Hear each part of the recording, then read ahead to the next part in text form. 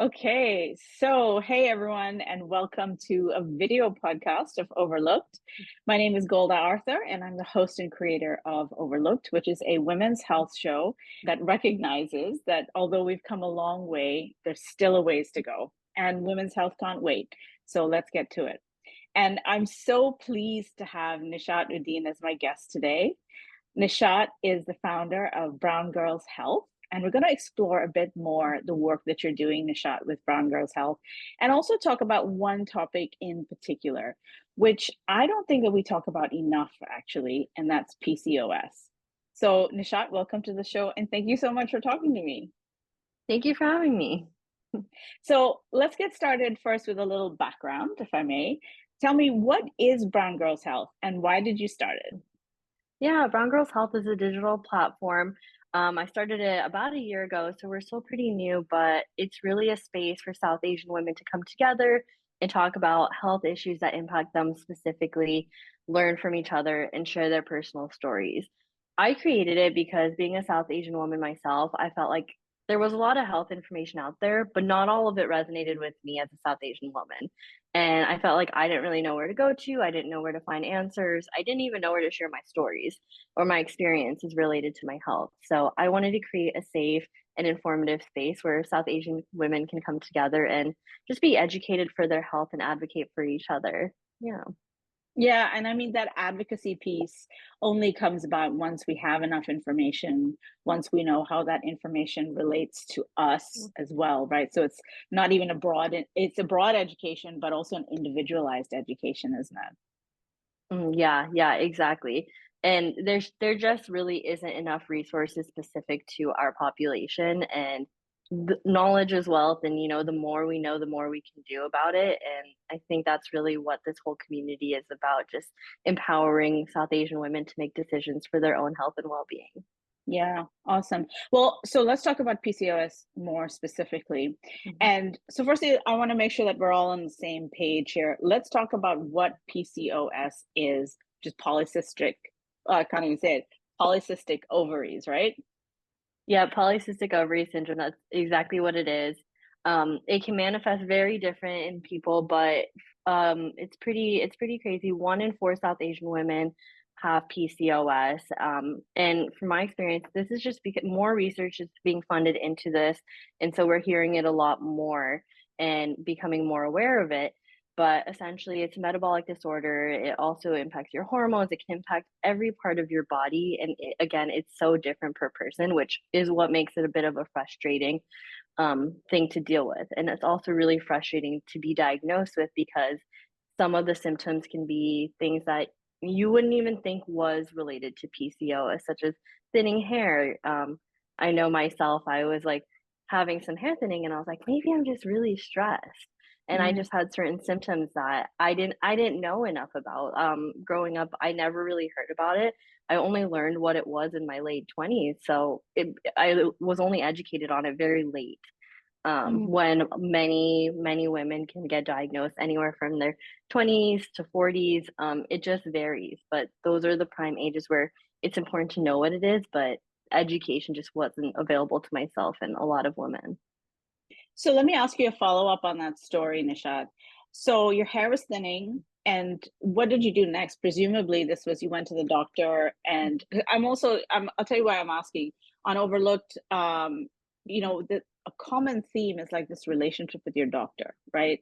We get so little time in a doctor's visit, and doctors themselves are doing the best that they can for the most part, and the healthcare system is kind of, squeezing us both in. And so it's sometimes a very crucial relationship, but a complex one. So if you're happy to share, tell me about how you got that diagnosis of PCOS and what that conversation was like with your doctor. Yeah, so it was a bit of a journey, but I'll walk you through it. So, in my early to mid 20s, I started experiencing some symptoms of my hair thinning. I was feeling fatigued, but I was also in graduate school at the time, so I was thinking maybe I'm just really stressed out. Maybe it's Mm, related to my lifestyle. Maybe I just don't have a good diet as a graduate student. So I really brought it to thinking it was myself and my lifestyle choices I was making. So I really started to nourish my body, but still like I was having a bit of a struggle. So I ended up going to my primary care physician. They weren't able to find anything too abnormal in my routine lab tests. Went to an endocrinologist. Still, things were not showing up. But internally, I felt like something wasn't right. But I was young and they dismissed it, thinking, like maybe it is your lifestyle choice. But then fast forward into my late 20s, I was still having certain symptoms. I would notice it was really hard to lose weight, even when I was exercising, eating a healthy diet. My hair was still thinning. I never had too much acne when I was younger or in my teens, but I started experiencing really bad cystic acne in my late 20s. And I was just getting these symptoms and I'm like, that's not right, like I'm not really changing anything in my lifestyle. Like I consider myself pretty healthy, exercising, eating healthy, sleeping well. So I was getting frustrated. I was like, why are all these things happening to me? And then I actually went back to my doctors. I went back to my primary care doctor and my OBGYN for just my annual checkups. And what had actually changed around that time for me was I actually got off a hormonal birth control pill.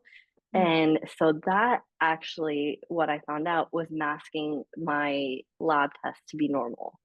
And so, but I was still experiencing the symptoms. So in my annual labs, my doctor's son, these levels are off. And the reason that it was able to show is because it was my first time doing those tests not on a hormonal birth control pill. And so that, and I always kind of had in my back of my mind, but it just wasn't showing, and it wasn't it wasn't me, it was just the medication I was on. So they noticed that some of my hormone levels were off, my testosterone was high, which is also something really common in women with PCOS. And then I was diagnosed. And in my head, it was a little bit like, oh my gosh, like I'm diagnosed, like this can have a big impact on my life. But also in my head, I was like, I'm kind of happy because I always thought so, and Mm. I just needed someone to tell me. Mm. So I will say that span was probably like 7, 8 years from the first time I felt a symptom. But I was young and it was just dismissed, and I wasn't able to be diagnosed the right way. And I think it's also a big challenge with PCOS that a lot of women feel like they have these symptoms, but they really struggle to get diagnosed. And I saw that myself. It was really hard. It took a long time. And even though it was kind of a hard diagnosis, I felt better that I knew what was happening to my body, which led me to being able to manage it better. Because if I didn't know I had it, then I didn't know what I was doing wrong, or, like if I was doing anything wrong or how to manage it. Yeah. Yeah, so it was a bit of a journey to get there. Yeah, I mean, it sounds like it. And it's so interesting how your experience, you had to like chase that diagnosis, right? Over Mhm. this long period of time. And certainly your experience seems to have informed your work so much as well. You guys have just launched a guide for South Asian women, which is extremely exciting because I think to have this amount of knowledge, like right there, so that people don't have to go through actually what you went through, for example. Tell me a little bit about Yeah. this guide. Yeah, so after I was diagnosed, I just realized that there wasn't much information out there. And even when I was asking my doctors, I asked my primary care, I asked my OBGYN, I asked anyone who I thought could give me answers. I was like, what do I do? How do I manage this? Because I'm experiencing these symptoms, but I don't want that to be my life. There has to be a solution. If not, like I understand there might not be a medication, but what can I do? Um, the answer was nothing. That was the answer I was given from all my physicians, which was kind of tough because I'm like, oh, okay, but I'm having this severe acne. I'm having this like I'm feeling bloated. I'm not being able to lose weight. My hair is falling out.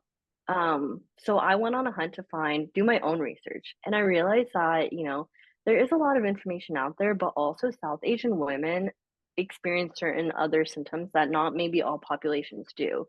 And I wanted to gather as much research as I can, which honestly isn't enough in my opinion, Hmm. but we're getting there, slowly but surely. So I gathered as much information as I could and put together a guide for South Asian women because that is something I really wish I had as soon as I got diagnosed. To be like, okay, I have PCOS. Maybe my physicians aren't super helpful, but this guide can walk me through it. And within that guide, I go over what PCOS is because people who get diagnosed might not even know what it is because I really don't think there's a ton of education out there. So it goes over what PCOS is. It goes over management, lifestyle, diet, nutrition, but it also includes a mental health and well-being section that really talks you through it and helps be a guide to get you in a good place because this isn't only physically draining, it's also ultimately mentally draining too. And especially in South Asian populations, there is a lot of stigma around these things, Mm. especially because PCOS can often be tied to reproductive health and it can impact fertility in a lot of women. So it brings up a lot of stigmatized and taboo topics in our culture. And I really wanted to have a guide there for to walk it through, give and then also I include some myth busters in there because sometimes people are like, oh, like I can't get pregnant if I have PCOS. And I'm like, that's not true. And I don't want you to be scared.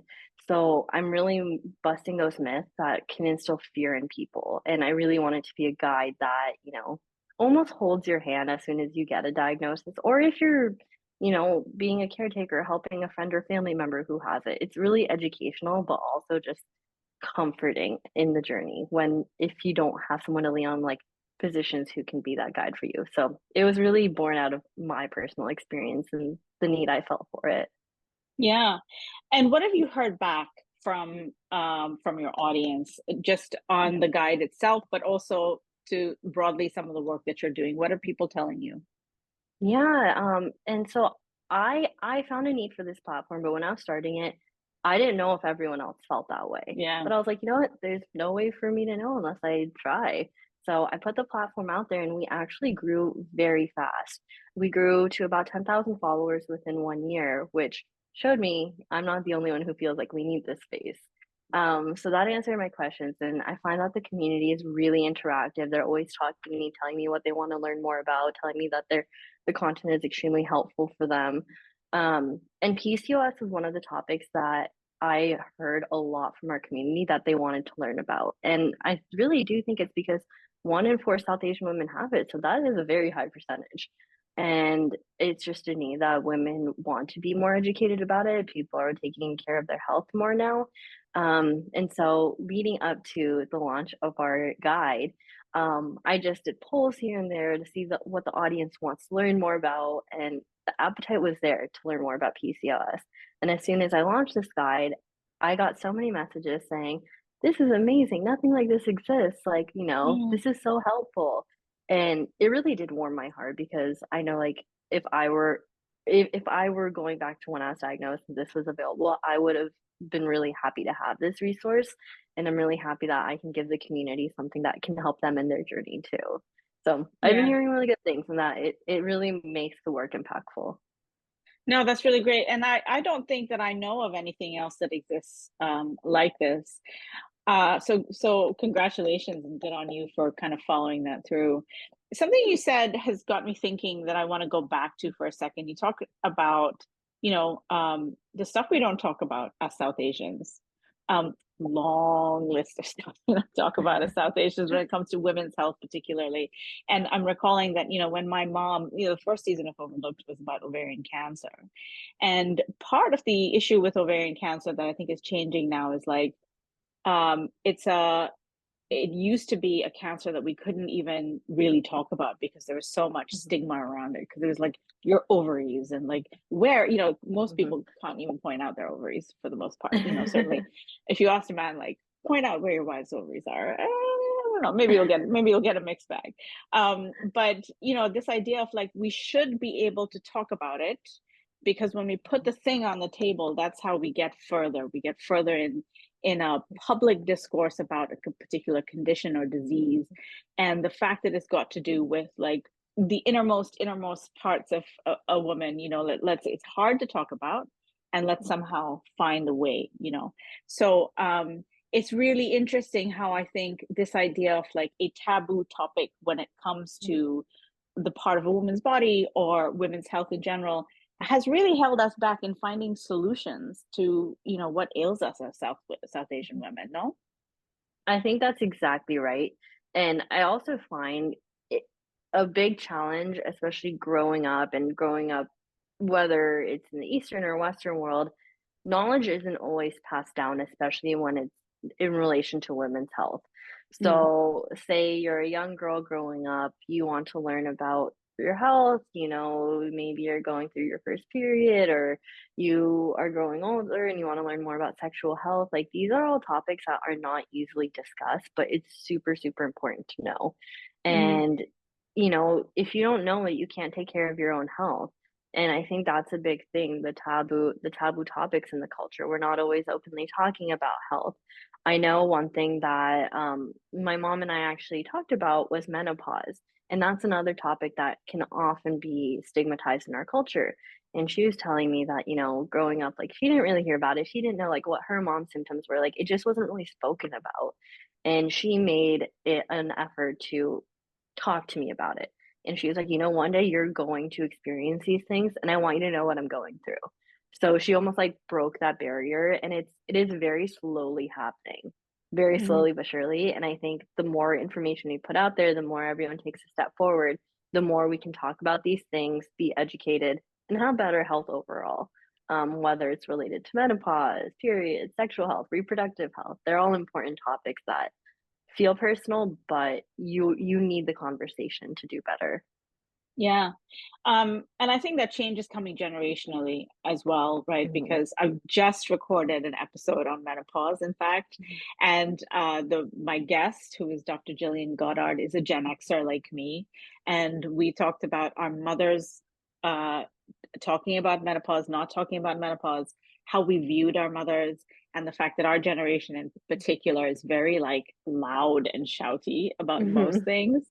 And menopause is definitely one of them. So I think that the change is coming slowly.